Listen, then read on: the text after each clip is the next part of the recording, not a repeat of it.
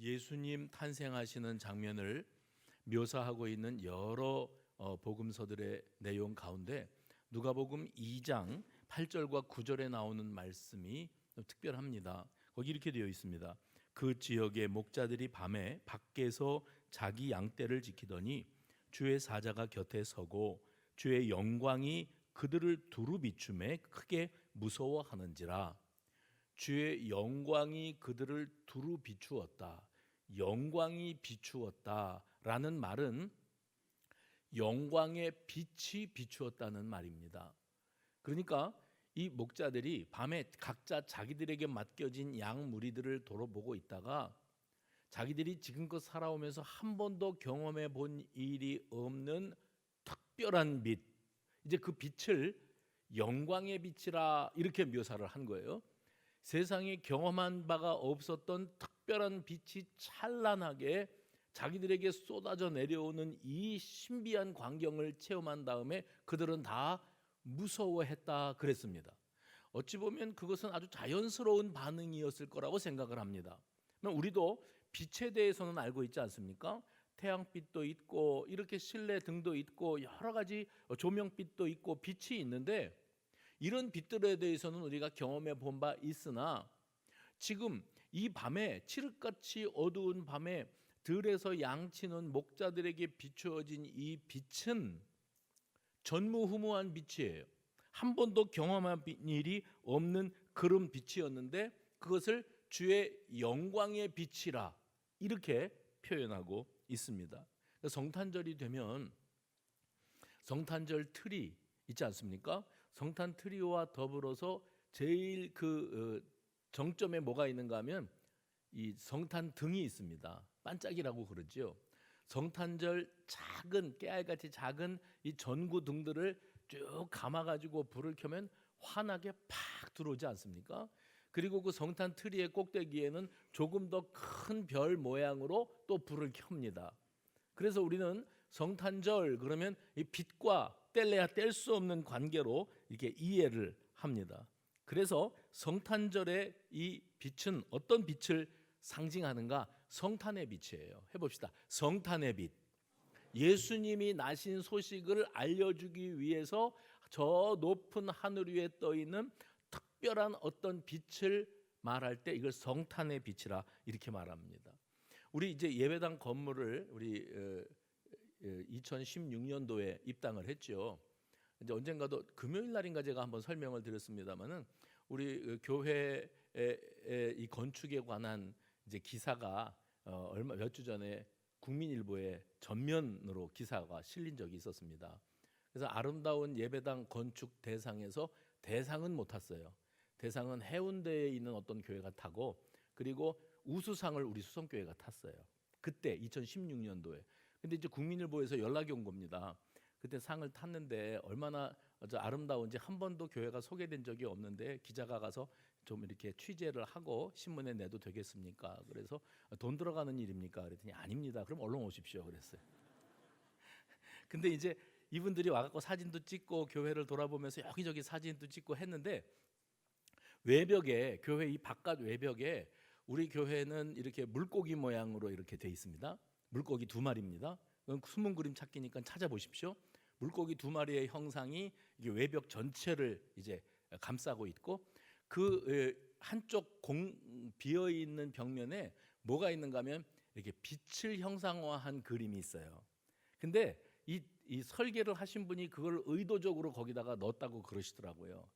밤에 불을 켰더니 이 빛을 이거 네 갈래 빛을 다 불을 켰으면은 문제가 안 됐을 텐데 하필이면 불이 이 십자가 모양으로만 들어오게 돼 있는 거예요. 그러니까 사람들이 지나가면서 빛을 보고 십자가가 아래 위로 뾰족하고 좌우로 뾰족하다. 이거는 좀 이단적이다. 좀 이상한 냄새가 난다. 이랬었어요. 그리고 교회에서도 누군가 저한테 그거는 좀 왜 십자가를 좀 제대로 만들지 그렇게 뾰족뾰족하게 만들었습니까? 십자가가 아니었어요. 처음부터 설계자가 디자인한 건 뭐냐면 예수님의 탄생을 알리는 별. 예전에 우리 크리스마스 트리 카드를 만들어서 옛날에는 다 만들어서 나누고 그러지 않았습니까? 그때 구유에 누이신 아기 예수, 그리고 예수님을 지그시 내려다보는 엄마와 아빠, 그리고 천사, 뭐 요 정도 그림 그린 다음에 바깥 깜깜한 밤에 저 하늘 위에 별 그렸는데, 그냥 이렇게 별 그리는 것 말고 이렇게 아래 위로 그리고 좌우로 이렇게 함께 엮여져 있는 그런 별을 그리곤 했습니다. 실제로도 인터넷을 찾아보시면 예수님의 탄생 별을 화가들이 어떻게 그렸는가 보시면 우리 교회 벽면에 그려 있는 그 모양으로 됐습니다. 불이 다 들어왔어야 되는데 낮에 보시면 그거는 십자가를 형상화하려고 한 것이 아니고 예수님의 탄생 별을 표현하기 위해서 그렇게 거기 그림을 그려 놓은 겁니다. 이제 예수님께서 탄생하실 때, 베들레헴 마구간에 탄생하실 때, 그때 당시에 각기 양떼를 지키던 목자들에게 특별한 일이 벌어졌습니다. 천사들은 천사가 비추어지고 목자들 곁에 섰고, 그리고 그 주의 영광의 빛이 그들을 둘러싸고 있었다. 그런데 그 빛은 그냥 별빛, 달빛 정도가 아니에요. 우리가 알고 있는 크리스마스 장식 전구 등불도 아닙니다. 저들에게 비추어진 최초의 그 빛은 영광의 빛이요, 신비한 빛이요, 참 빛이었어요. 성경에 빛이 어두움을 이기나니, 이런 구절 있지 않습니까? 빛이 어두움을 이긴다. 칠흑 같은 어두움에 성냥불 하나만 착 그어서 붙어도 환해지고, 작은 촛불 하나만 밝혀놓고 있어도 어두움은 그만큼 물러가게 되어 있다는 겁니다. 이제 우리 예수님께서 이 땅 위에 오셨는데 그분의 오심을 드러내는 빛이라고 하는 것은, 해봅시다, 큰 빛, 참 빛. 그래서 교회 이름도 학교 이름도 대광 이렇게 쓰는 학교들이 있어요. 또 교회 이름도 있어요. 또 진광 이렇게 쓰는 교회 이름들도 있어요. 그게 뭐냐면 큰 빛, 참 빛으로 오신 예수님. 오늘 보면 이사야 9장 1절에서 7절, 특별히 9장 1절과 2절 말씀에 보시면 지명이 나옵니다. 거기 이사야 9장 1절에 등장하는 이 지명은 이사야라고 하는 선지자가요, 예수님께서 이 땅 위에 탄생하시기 700년 전에 생존했던 선지자입니다. 선지자, 예언자 같은 얘기거든요. 이제 하나님께서 주시는 계시로 말미암아 장차 이루어질 일에 대해서 마치 현장에서 이 장면을 목격하고 바라보고 있는 것처럼 이 선지자들이 기록을 해놨습니다, 구약 성경에. 그런데 이사야 선지자는 뭐를 받는가 하면 하나님께서 이 땅 위에 놀라운 일을 이루실 것인데, 한 아기, 거기 오늘 본문에 나오죠. 한 아기가 이 땅 위에 태어나게 될 것이고 그는 큰 빛으로, 참 빛으로 찾아오시게 된다 말을 했어요. 여러분, 거기 이사야 9장의 1절 2절에 나오는 그 지명, 스불론, 납달리, 해변길, 요단 서편, 이런 모든 지명들은 다 어디를 비추고 있는가 하면은 갈릴리 호수요. 갈릴리 호수와 그 지역을 통틀어서 갈릴리 지방 이렇게 표현을 하지 않았습니까? 그런데 이 갈릴리 지방은 예루살렘이라고 하는 이 도성을 중심으로 해서 봤을 때는 저 북쪽에 있는 변방입니다. 변방이다 보니까 거기에는 이방인들도 들어와서 살고 있었고, 그 이방인들과 히브리인들 사이에 혼혈이 되어 있는 혼혈인들도 살고 있었습니다. 그런데 이스라엘의 역사 가운데 북방으로부터 로마도 있었고, 페르시아도 있었고, 아수르도 있었고, 바벨론도 있었고, 북방에서부터 이스라엘을 침공해 내려오는 역사들이 기록이 됩니다. 근데 그들이 쳐들어올 때 정말 주된 목적은 어디냐면 예루살렘 성을 자기들의 손아귀에 넣어야 이스라엘을 먹은 거예요. 근데 예루살렘을 치려면 반드시 통과해야 되는 곳이 어디냐면 갈릴리 지방입니다. 근데 그 갈릴리 지방에는 이방인들도 살았고 혼혈인들도 살았고, 물론 히브리인들도 없지는 않았겠지만 예루살렘을 향해서 진격해오는 외국 군대들이 이렇게 쳐들어올 때 최초로 그들을 맞닥뜨려야 되고 그들에게서 피해를 입어야 되는 사람들이 이 갈릴리 지방 사람들이었습니다. 그러니까 그들은 그냥 변방에 있는 사람들이라는 그 지역적인 소외감뿐만 아니라 심적으로도 우리는 어떻게 돼도 상관없다는 거지, 우리는 정통 히브리인들 가운데서도 이 외곽에 있는 사람, 변방에 있는 사람으로 취급을 받다 보니까 자기들이 생각할 때에 우리는 외면당하고 멸시당하고 무시당하고 고통을 감내해내야만 되는 그런 사람인들인 양 이렇게 취급을 받았어요. 그리고 스스로 우리는 정통 히브리인도 아니고 우리는 이스라엘 사람들이 우리를 자기들의 한 혈육으로 인정도 해주지 않고 이런 소외감과 이런 상처들이 그들에게 있었습니다. 그런데 오늘 본문은 그런 땅, 그런 변방에 구원자이신 그 한 아기가 이 땅 위에 오셔서 그들이 겪고 있었던 흑암의 고통, 그들이 겪고 있었던 마음의 눌림, 이 모든 문제들을 해결해 주실 것이다 선언을 했습니다. 그리고 마태복음 4장 12절에서 16절 말씀해 보면 이사야 9장 1절 2절에 이 말씀을 인용합니다. 그러면서 그 일이 성취되었다. 이사야가 700년 전에 예언했던 것이 오늘날 여기서 이렇게 이루어졌다. 이렇게 기록된 부분이 마태복음에 기록됩니다. 근데 마태복음은 어떤 상황이었는가 하면 보세요. 예수님께서 세례 요한이 체포되어서 감금되었다 하는 소식을 들으시고 갈릴리로 물러가셨다가 나사렛을 떠나서 스불론과 납달리 지경 해변에 있는 그다음에 가버나움 땅에 머무셨다. 이렇게 말을 합니다. 그러니까 세례 요한 죽은 소식을 듣고 예수님께서 피신하셨어요. 갈릴리 지방으로 북쪽에 있는 변방으로 옮겨가셨는데 거기에서 지금 오늘 언급되고 있는 스불론과 납달리 지방 그리고 그 해안가에 어디 해안입니까? 갈릴리 호수 해변에 있는 가버나움이라고 하는 곳에 머물렀다. 여러분들 중에서 혹시 성지순례를 다녀오신 경험이 있으신 분들이 계시면 이게 다 뭔 소린가 하시겠지만 이건 기억나실걸요? 베드로 고기, 베드로 물고기를 구워서 점심을 해결하는 곳이 있습니다. 그것은 어떤 가이드가 데리고 가도 꼭 가는 곳입니다.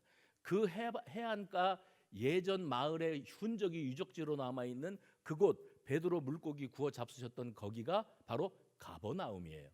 예수님이 그 가버나움에 머물러 계셨는데 마태복음 4장에 이는 선지자 이사야가 예언했던 이사야서 9장 1절 2절의 말씀이 그대로 성취된 것이다. 성경은 이렇게 기록을 하고 있습니다.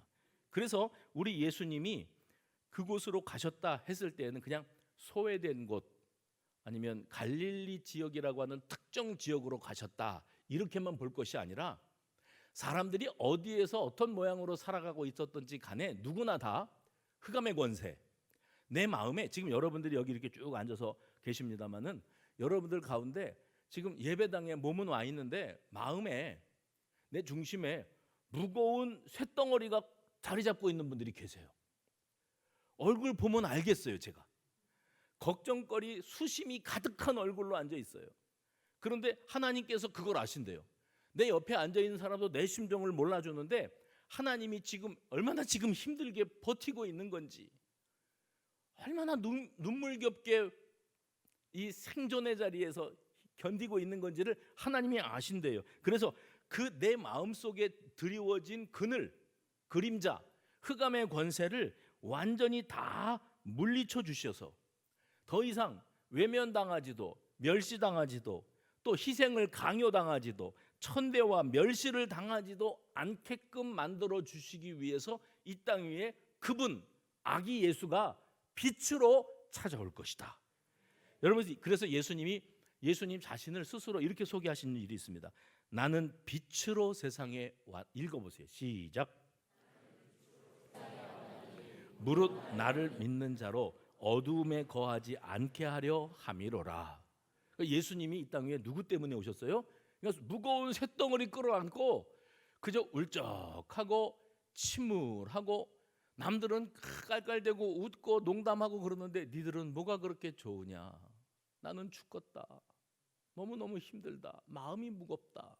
몸이 아프고 속상하는 일이 있고 앞이 캄캄하고 힘들게 버티고 있는데 너희들은 뭐가 좋다고 그렇게 웃냐 하고 사는 사람들이 여기에도 앉아 계시다니까요. 그런데 바로 그분을 위하여 빛이신 예수님이 찾아오셔서 네 마음을 장악하고 있는 어둠의 권세를 내가 쫓아내기 위하여 이 땅 위에 왔노라. 아멘입니까? 우리 예수님께서 그렇게 우리에게 선언하고 계십니다. 태생적으로나 환경적으로나 후천적으로 인생의 흑암 가운데 거하고 있는 이들이 세상에 있습니다. 멸시 천대 당하고 있는 이들도 있습니다. 이런 모든 사람들에게 우리 예수님은 생명의 빛, 위로의 빛, 치유의 빛, 소망의 빛으로 오셨는 줄로 믿으시기를 바랍니다. 저는 취미가 숨쉬고 운동을 너무 싫어하잖아요. 숨쉬기 운동, 그것이 이제 인생의 운동이고, 제 취미는 뭐냐면 아버지가 그렇게 하시는 모습을 봤어서 나는 저러지 말아야지 했는데 제가 아버지 하시던 거 그대로 하고 삽니다. 지금 뭐냐면 목양실에다가 화분 들여다 놓고 그거 이렇게 살피면서 꽃피면 너무 행복해하고 사진 찍어서 사람들한테 보여주고 향기 맡고 또 분갈이하고 또 죽어가는 건 입원실에다 입원시켰다가 다시 퇴원시켜서 갖다 놓고 또 씨앗을 이렇게 촉촉한 천에다가 이렇게 담가놔서 밀봉했다가 씨앗이 발아 싹을 틔우고 뿌리를 내리면 그거를 부드러운 흙에다 심어서 그래서 키워내는 일, 이런 게 제 행복이에요. 근데 저도 여러분들과 그다지 큰 다른 수준은 없습니다. 아마추어일 뿐입니다.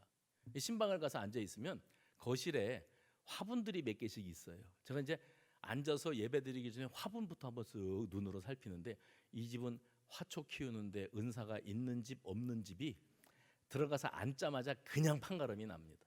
왜냐하면 거기다가 화분 갖다 놓은 것은 그러니까 인테리어용으로 갖다 놓으셨는데 이 식물을 몰라. 그래서 어떻게 키워야 되는지를 몰라. 그냥 놔둔 거예요.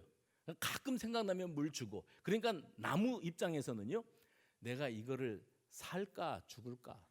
나무 입장에서요. 물을 주니까 죽지는 못하겠고 대충 돌아보니 대충 방치되어 있으니까 꽃은 못 피우겠고, 그러니까 죽은 것도 아니고 산 것도 아니고 그냥 버티고 있는 화분을 보면 그 주인을 제가 다시 쳐다봐요. 그리 짓고 살지 말라고. 길 가다가도 그 개업을 하면은 개업 화분들이 쫙 들어오지 않습니까? 밖에다가 리본 걸린 채로 놔두고 이파리가 다 말라 죽는 집들이 있어요. 그러면 저는 가게 들어간다니까요. 죄송한데요, 저거 물만 한 바가지 주면 살 것 같은데. 그러면 뭐 희한한 인간 쳐다보듯 그래요. 근데 잘 살리고 못 살리는 거는 제가 중요한 여러 가지 요소가 있습니다만은 중요한 거는 두 가지예요. 중요한 건 하나는 뭐냐면 빛입니다. 빛. 또 하나는 물입니다. 근데 여러분들이 물을 주실 때 물을 너무 많이 주고 있어요. 거의 절반 이상은 물을 너무 많이 주고 있어요. 그래서 아침마다 습관적으로 조로에다 물 받아다가 화초에다가 부어주면 어떤 화초는 너무 행복해하고 물을 쏙쏙 빨아들이고 잘 큽니다. 어떤 화초는 그만 좀 줘라, 나도 버겁다. 그리고 뿌리가 썩어버려요. 예. 그래서 성질을 알아야 돼. 얘는 물을 많이 줘야 되는지 안 줘야 되는지, 아예 안 줘도 되는 식물도 있어요. 한 1년에 한 번 줄까 말까 해도 되는 식물이 있어요. 다육이라든지 선인장이라든지 이런 것들은 물을 주는데 거의 목숨을 걸지 않으셔도 됩니다. 그러나 여러분들 집에 있는 화분들은 거의 열흘에 한 번씩 화분에 습기가 있는지를 한번 만져보시고 습기가 말라갈 때쯤 줘야 되는데 매일 주는 거예요. 매일 뿌리가 썩어요. 그렇다고 또 썩어서 죽었다고 안 줘요. 그럼 말라서 죽어요. 지난 여름이 굉장히 덥지 않았습니까? 근데 집집마다 화초들 많이 죽였습니다. 왜냐하면 장렬하는 태양빛 아래다가 내려놓으면 광합성을 해가지고 이 나무가 쑥쑥 자랄 거라고 확실히 배웠어요. 초등학교 때. 그런데 그렇게 자라나는 나무들도 있지만 어떤 거는 안쪽으로 들여놔야 돼요. 너무 직사광선을 쪼이면 안 돼요. 어떤 거는 아예 햇볕 안 보여줘도 잘 사는 나무도 있어요. 농사 짓는 분들이 지난 여름에 농사를 많이 망쳤답니다. 왜냐하면 그걸 다 그늘을 만들어줄 수도 없는데 얼마나 뜨겁고 더웠는지 이 농산물들이 다 말라 죽은 거예요. 그래서 농사를 망쳤다는 이야기들도 많이 들었습니다. 식물 보십시오. 빛이 있어야 삽니다. 적절하게 쪼여지는 빛이 있어야 삽니다. 광합성을 합니다. 그 식물이 자라나면 그 식물을 뜯어먹고 살아가는 초식동물들이 삽니다. 그 초식동물들이 살아야 육식동물들이 초식동물을 잡아먹고 삽니다. 이게 자연의 이치인 거예요. 자연의 이치. 사람은요, 사람도 빛을 쪼여야 삽니다. 그래서 뭐라 그러냐면 하루에 30분씩 햇볕을 좀 쬐래. 그러면 비타민, 다 주워 들으신 건 있어요. 비타민 D가 생겨서 뼈에도 좋고 뭐에도 좋대. 그래서 우리는 이 햇볕 쬐이는 것에 대해서 굉장히 많은 관심을 가지고 삽니다. 저는 영적으로 이런 생각을 해봤어요. 이 땅 위에서 식물 하나를 키우는데도 빛이 필요하고 물이 필요한데, 우리가 그리스도인으로 하나님의 백성으로 살아가면서 가만히 돌아보면 나 자신을 진단할 때 내가 죽지도 않고 살지도 않고 집집마다 방치되어 있는 그 화분들 있잖아요. 먼지 이파리에 뿌옇게 쌓여 있는 화분들, 물만 가끔 갖다가 주는 화분들. 그래서 그 식물이 죽어버려야겠다 그러는데 또 물 갖다 부었어. 그래가지고 조금 살아나려고 그러는데 또 죽게 생겼어. 죽어버려야겠다. 근데 또 물 줬어. 그러니까 죽지도 못하고 꽃도 못 피우고 열매도 맺어본 적이 없이 그냥 늘 그타령하고 있는 식물들이 분명히 여러분 집에 있을 겁니다. 근데 그 화분을 어떤 사람 집에 갖다 놓으면 단박에 꽃이 피고 열매를 맺습니다. 그럼 그 집에서는 도대체 무슨 일이 일어난 건가? 사람마다 꼭 필요한 빛이 있어요. 저와 여러분, 우리 인생 그리스도인의 삶을 살아가는 데서 꼭 필요한 빛이 있는데, 그것은 곧 영적인 빛이요 생명의 빛인 줄로 믿으시기를 바랍니다. 그러면 내가 그리스도인으로 살면서 왜 맨날 그타령이냐? 죽지도 않고 또 꽃도 못 피우고 왜 그러고 있는가? 영적인 빛이 지금 차단돼 있어서 그래요. 영적인 빛, 하나님께서 우리를 위하여 예비하시고 비춰주시는 이 생명의 빛을 쬐이지 못하고 사니까 생명력을 잃어가는 거예요.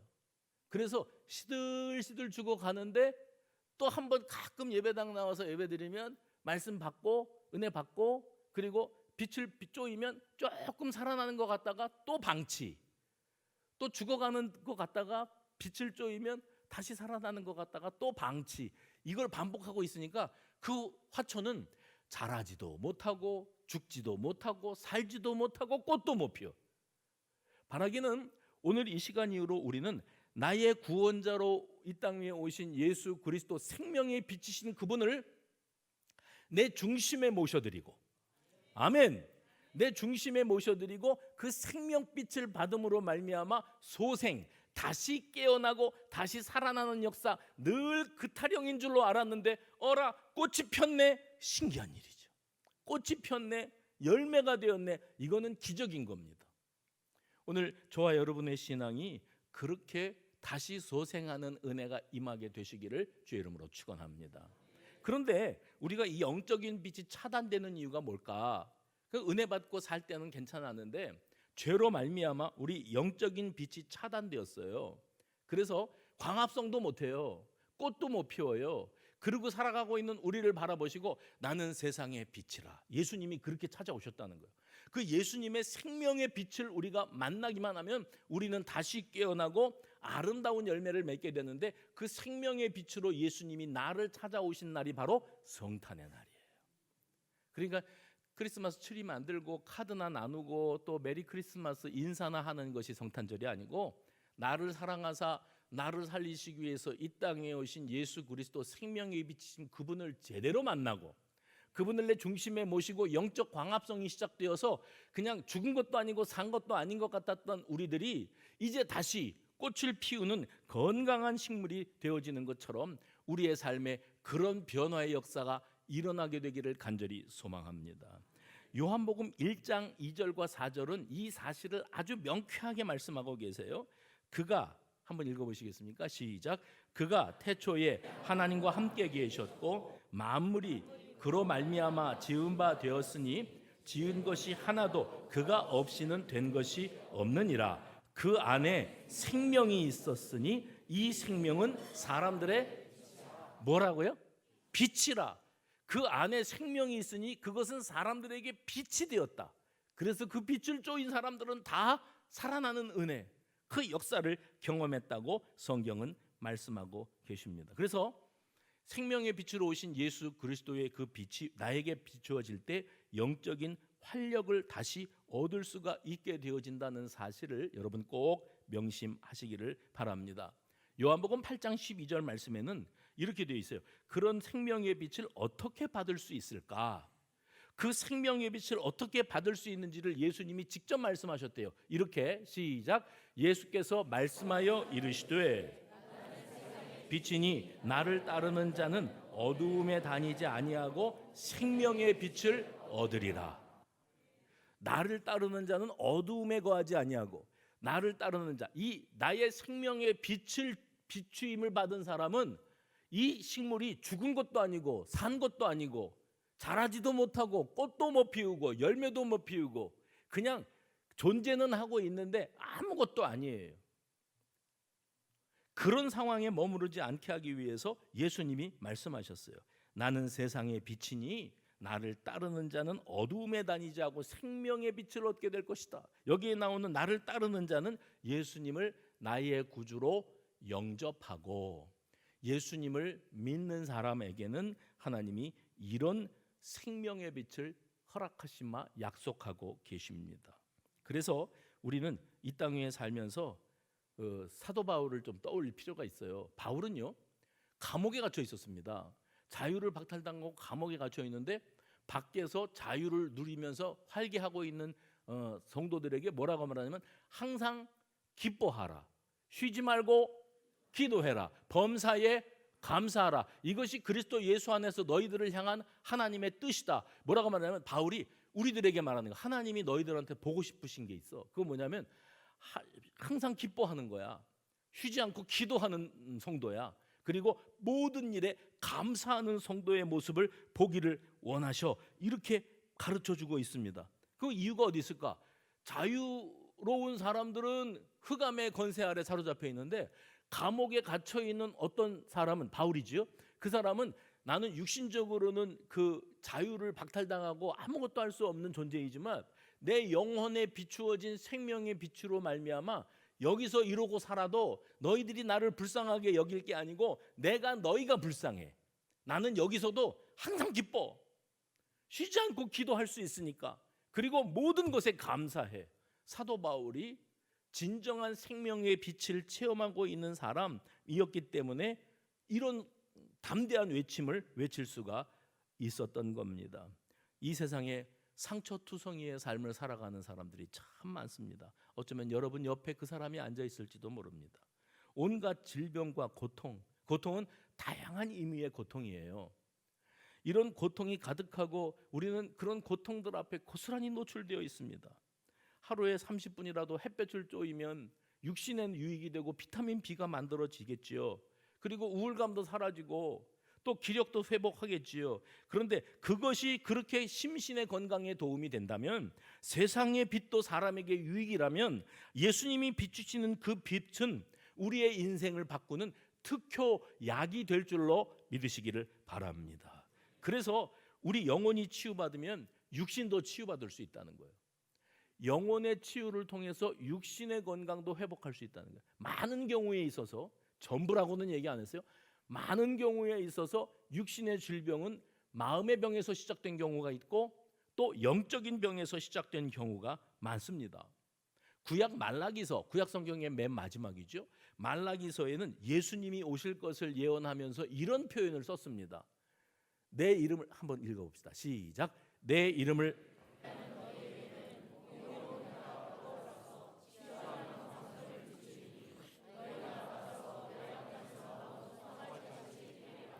의사들이 들으면은 이건 또 뭔 소리냐 할 거예요.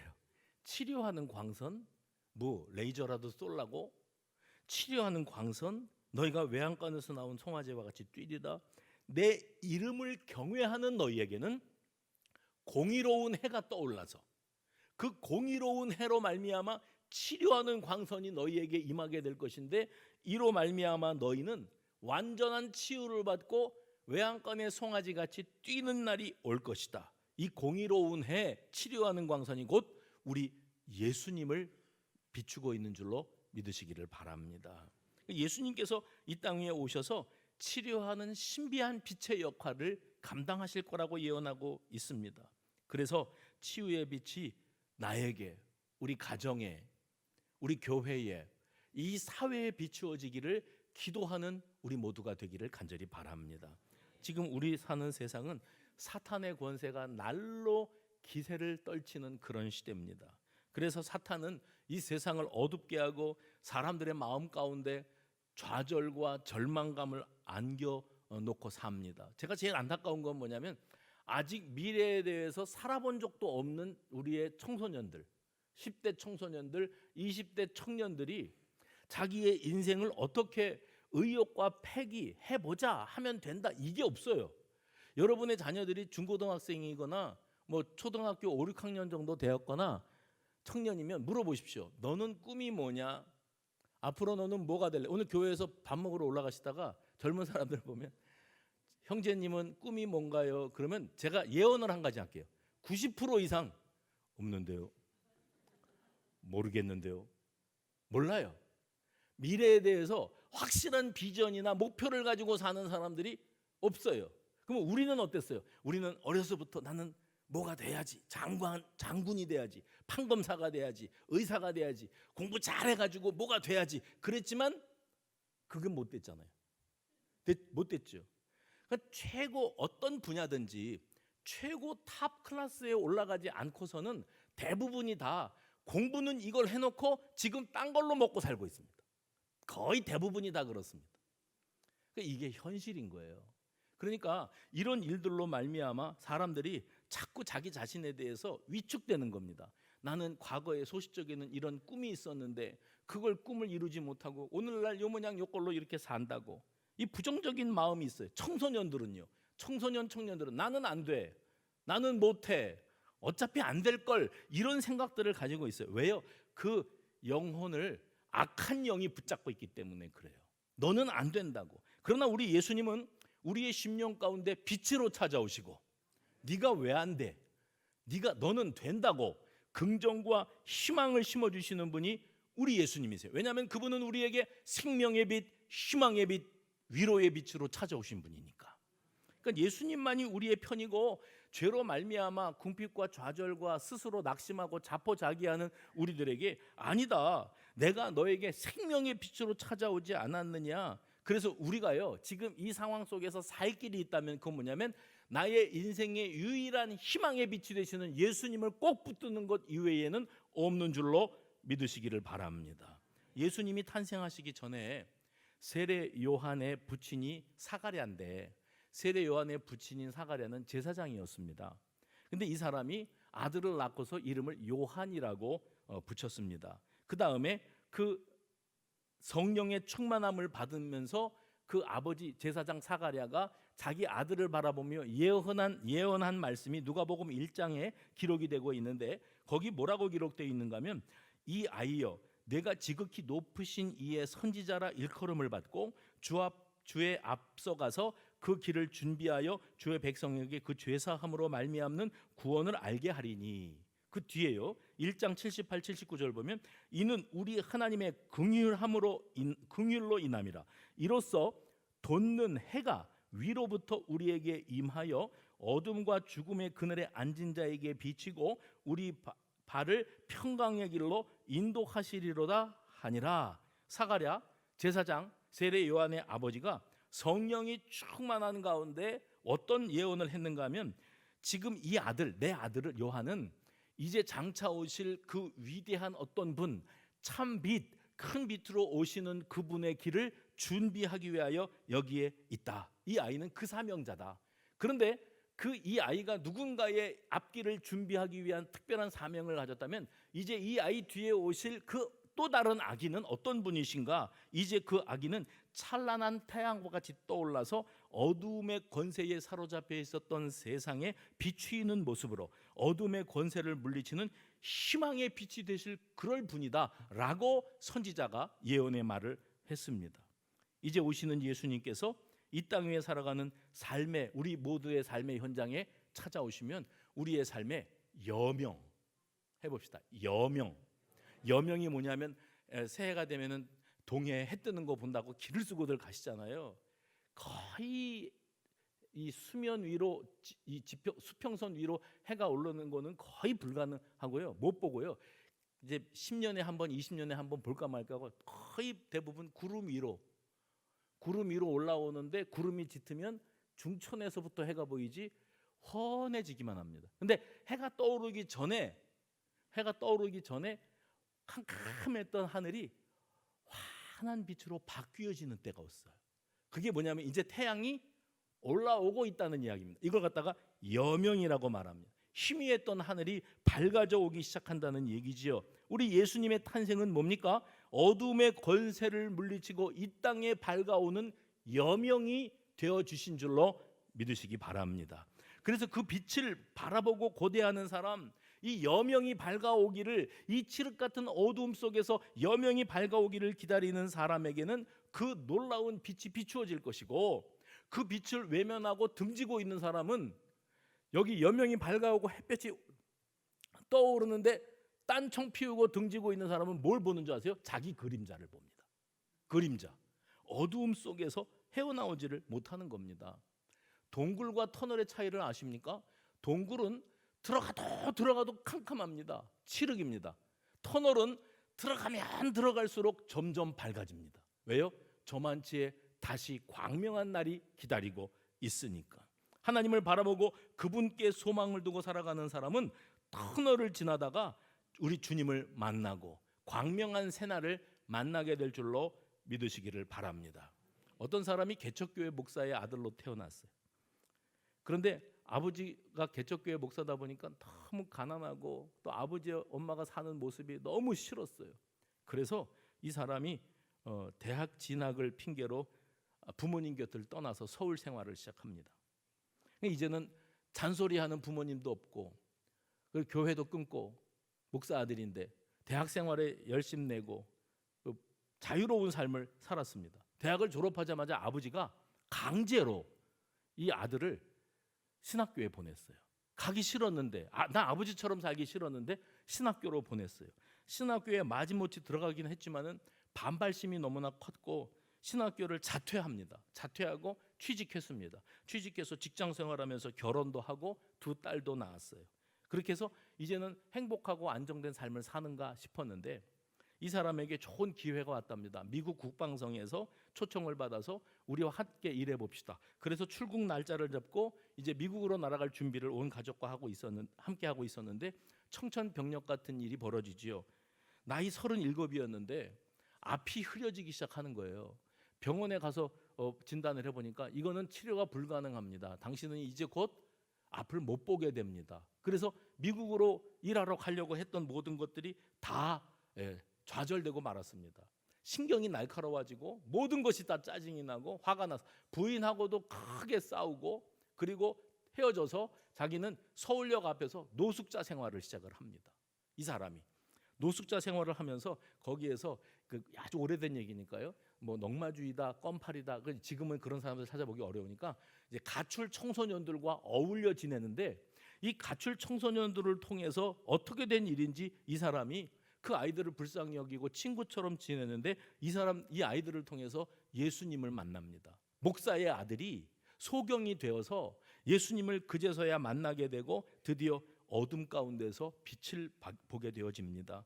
육신의 시력은 상실했지만은 영적인 빛을 얻었다. 그래서 그가 신학교에 다시 입학을 하고 이제 진짜 목사가 되어서 지금까지도 사역을 하고 있다 그래요.